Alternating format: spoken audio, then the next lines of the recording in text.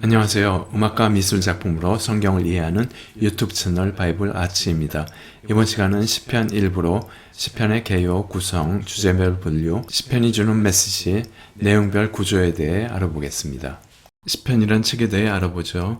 시편은 성경의 중간에 위치하여 창세기부터 요한계시록까지 모든 책과 연관되어 있으며 상징과 함축된 언어로 표시된 150개의 시를 모아놓은 책이죠. 이 시들은 왕, 제사장, 선지자, 연주자, 가수, 그리고 무명 시인 등에 의해 쓰여졌고 그 내용은 개인적인 탄식과 신앙 고백, 조국인 이스라엘의 역사적 상황에 대한 시편 기자의 명철한 인식과 예지력에 의한 구원과 간구, 그 응답에 대한 감사기도와 찬양을 모아놓은 책이죠. 또한 시편은 유대인들의 삶의 방식인 기도와 찬양이 포함된 호흡과 같은 책으로 초대교회부터 다양한 형태로 불려지게 되었죠. 기도의 형태를 갖고 있는 시편은 탄식과 감사의 기도라는 테필라, 교훈과 명상을 담은 시인 마스길, 참회와 속죄의 시는 믹담으로 이름 부르고 찬양의 형태를 가진 시편으로 테일림은 여호와의 위대하심과 자비로움을 자유로운 곡조로 찬송하는 것이고 미즈모르는 현악기에 맞춰 찬송, 쉬르는 입으로 노래하는 것이고 할랄은 하나님 앞에서 미친 듯 찬양하는 것. 지금의 합창 형태로 인도자의 지휘에 따라 함께 부르는 형태의 시편으로 나눠볼 수 있죠. 시편은 다윗에 의해 73개, 솔로몬 2개, 모세 1개, 고라 자손으로 명시된 시는 광야 시절 모세에게 반역했던 고라의 후손인데 이에 가담하지 않은 후손들이 10개의 시편을 쓰고 있죠. 아삽은 모으는 자란 의미고 선견지란 호칭도 갖고 있죠.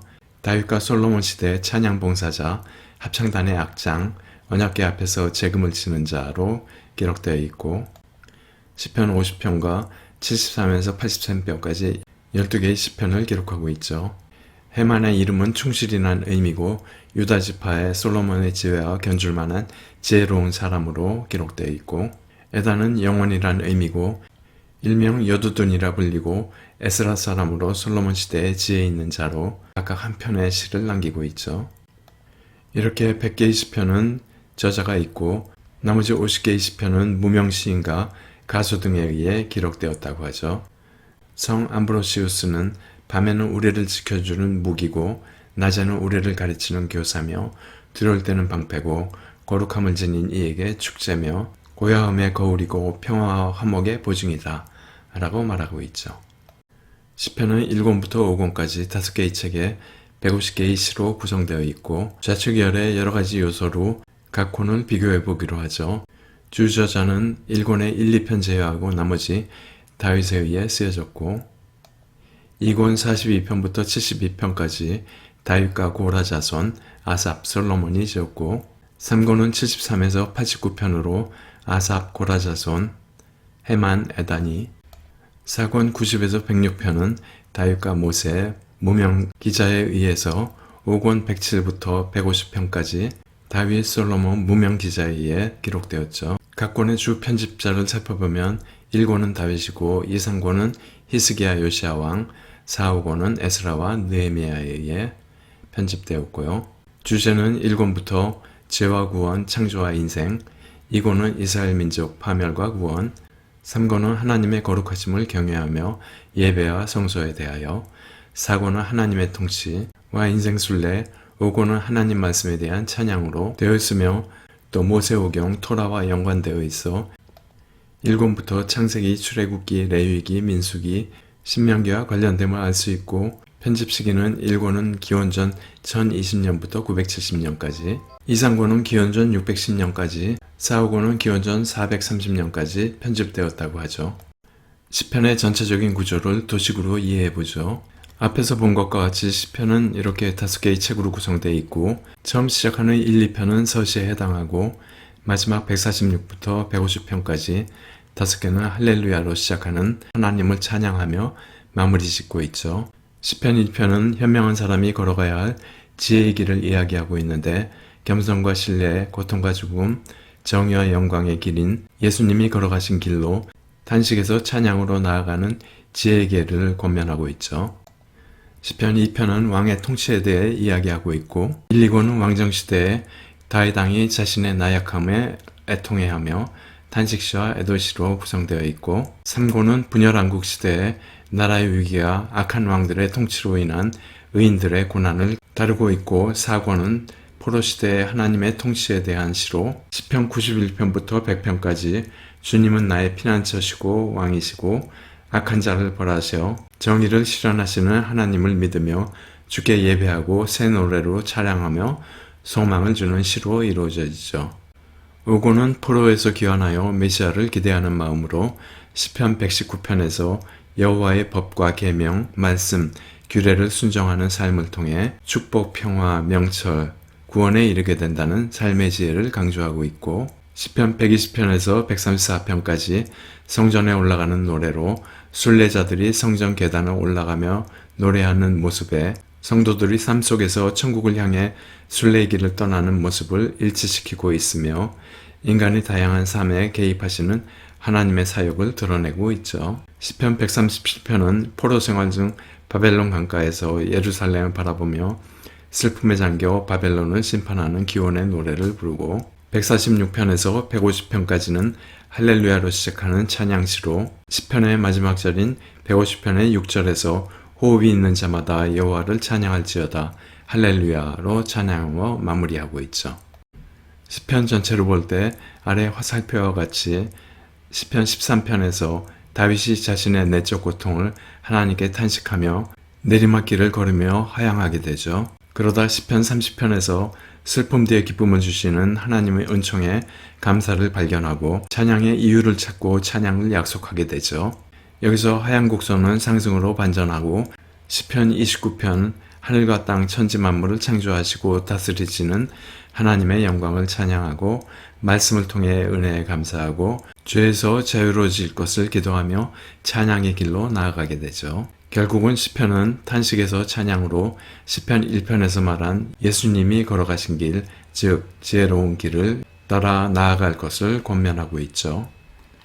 바이블 아츠는 보고 들으며 즐기는 성경을 추구합니다. 바이블 아츠가 여러분들께 도움이 되고 앞으로도 기대가 된다면 구독, 좋아요, 알람 설정 꾹 눌러주시고 댓글도 부탁드립니다. 여러분들의 관심은 제가 더 나은 콘텐츠를 제작하는데 큰 동기부여가 됩니다. 감사합니다. 거의 모든 시편에서 하나님을 부르고 있는데 그 의미는 아래와 같이 몇 가지로 구분이 되죠. 히브리어 엘로힘을 뜻하는 엘은 영어로 가드고 전능자를 의미하고 있고, 아도나이는 로드고 대주제를 의미하고 있고, 여호와도 로드인데 언약을 하고 이를 지키는 자를 의미하고 있고, 샤다이는 올마이티로 축복하는 자를 의미하는데, 우측은 각 권별로 이름이 불려지는 숫자인데 여호와 즉 언약을 세우고 지키는 자란 의미를 가장 많이 사용하고 있죠. 시편을 주제별로 분류하면 다음과 같은데요. 재앙시는 다윗 자신에 해당하며 나아가 다윗의 후손인 예수 그리스도에 관한 내용을 같이 기록하고 있죠. 교육시는 헌신적이고 교육적인 공식 명령이고, 지혜와 교훈시는 성공적인 삶을 위하여 지혜와 교훈을 알려주는 시고, 탄식시는 고난 중에서도 탄식을 강구하는 시, 역사시는 이스라엘 민족과 언약을 이루며 인도하신 하나님, 그리고 백성들의 순종과 불순종을 다루고 있고, 창조와 자연의 시는 하나님의 창조 업적과 자연을 노래하고, 참회와 회개시는 죄에 대한 참회, 회개를 슬프게 노래 부르고 있죠.